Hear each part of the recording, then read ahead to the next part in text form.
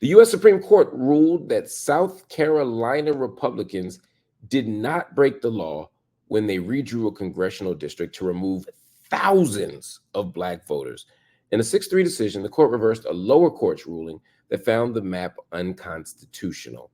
Justice Samuel Alito released the statement saying, in part, a party challenging a map's constitutionality must disentangle race and politics if it wishes to prove that the legislature was motivated by race as opposed to partisanship. Second, in assessing a legislature's work, we start with the presumption that the legislature acted in good faith.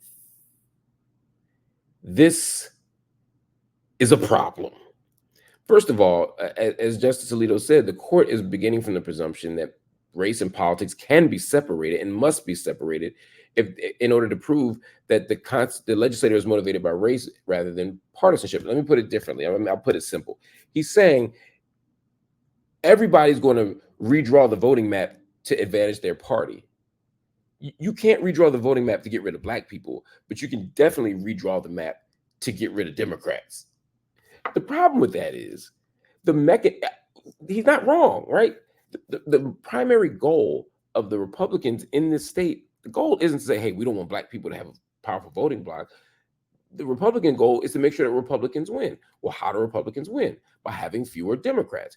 Who is the most likely to be Democrats? Black people in South Carolina. Every old black person in South Carolina, they cut out as a Democrat. So it's a distinction without a difference.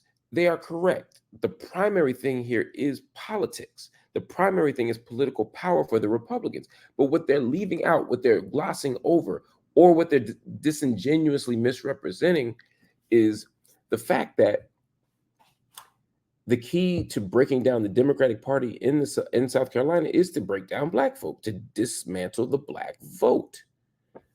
Now, I'm not saying the black folks should be Democrats. I'm not saying black folks have to be Democrats. I'm not saying the black folk are all Democrats, but the data overwhelmingly shows that in South Carolina, if you're a black person, you're most likely a Democrat, and the numbers ain't even that close.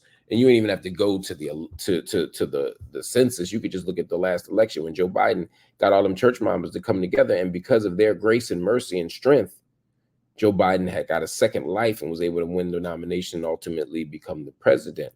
But all of this is bound up in a very specific project that South Carolina Republicans have, and that Republicans all around this country have, and that is to silence our vote. They would rather we not vote at all.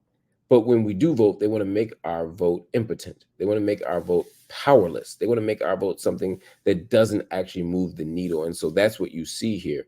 And the High Court's decision isn't just for South Carolina.